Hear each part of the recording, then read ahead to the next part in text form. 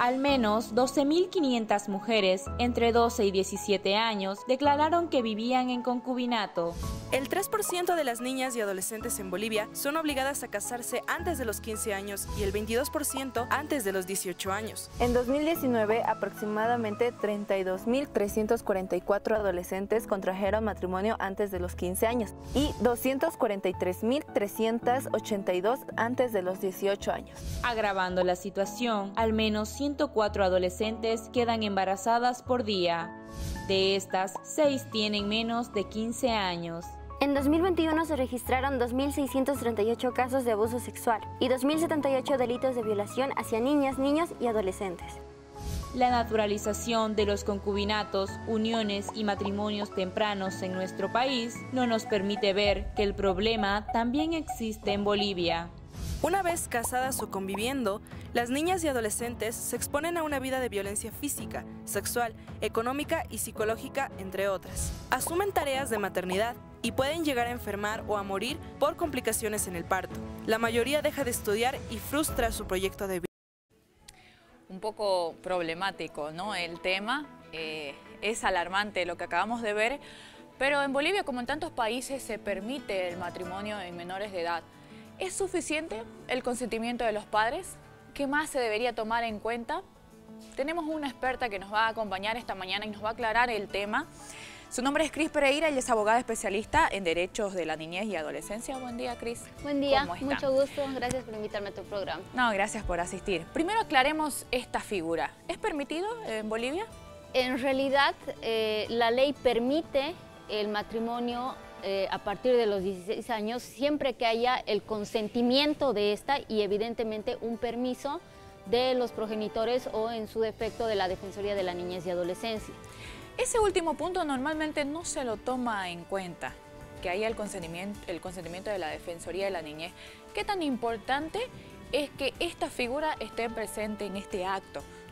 Bueno, en primer lugar, para interpretar el artículo 170 del Código de Familia, que establece precisamente esta salvedad del matrimonio a partir de los 16 años con esta condicionante, implica la valoración no solamente de ese artículo, sino está concordante con otro tipo de artículos, convenciones internacionales que forman parte de nuestro bloque de constitucionalidad conforme la Constitución Política. Y establece que al hacer la interpretación de toda esta normativa, el interés superior, la opinión de la niña, la Declaración Universal de los Derechos Humanos en su artículo 16, que establece que para el matrimonio debe existir un consentimiento de las personas que van a contraer nupcias. En el caso particular de algunos niños son forzados, entonces no existe ese consentimiento. Y tal vez existe sí una mala interpretación de la normativa y lo más ideal sería que haya el consentimiento de los padres, pero por otro lado también hay un informe psicosocial de la Defensoría de la Niñez y Adolescencia y a partir de ahí su autorización para contraer el matrimonio y que pueda evidenciar a través de una intervención psicosocial si realmente la adolescente es la que quiere casarse y no es los padres que están buscando algún tipo de beneficios, como sea el caso de Oruro y que puede ser un caso de trata. Porque esto es real, ¿no? O sea, que hay muchos acuerdos económicos entre los padres para casar tal vez a los niños.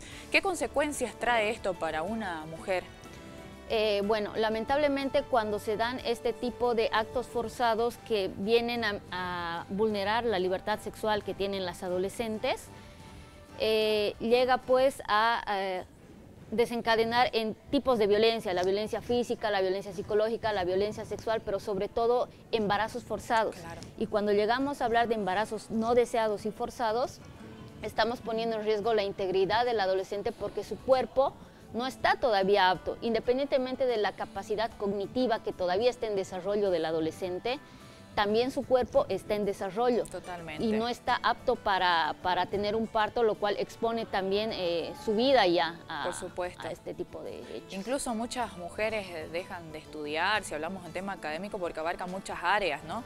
En lo personal, en el desarrollo físico, en lo académico también, muchas consecuencias se dan cuando se presenta este tipo de casos. Claro, desde el punto de vista psicológico existe como que al ser menor de edad ya se supone que tienen una situación de vulnerabilidad solo por el hecho de la edad, porque ya tienen una dependencia económica y emocional de sus progenitores. Claro. Entonces, al ser transmitida a una tercera persona, entonces llegan a tener esa dependencia emocional psicológica y ahí dentro de la violencia psicológica ya se abre el parámetro de otros tipos de violencia, como decías, violencia económica, claro, la sumisión que tiene, el hecho de no poder denunciar por estar en un círculo de violencia.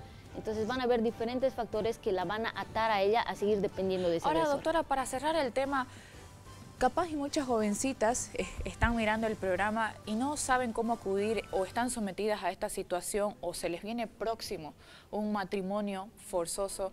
¿Qué debería hacer ella? ¿Cómo puede buscar ayuda? ¿A quién acudir? Bueno, en primer lugar, cuando son las adolescentes pueden acudir a cualquier defensoría de la niñez y adolescencia o cualquier policía o persona adulta, incluso no tendrían que estar buscando la dirección de acudir hasta la policía o acudir hasta una defensoría de la niñez y adolescencia, puesto a que la Constitución establece que la obligación es en 3 parámetros: Estado, sociedad y familia.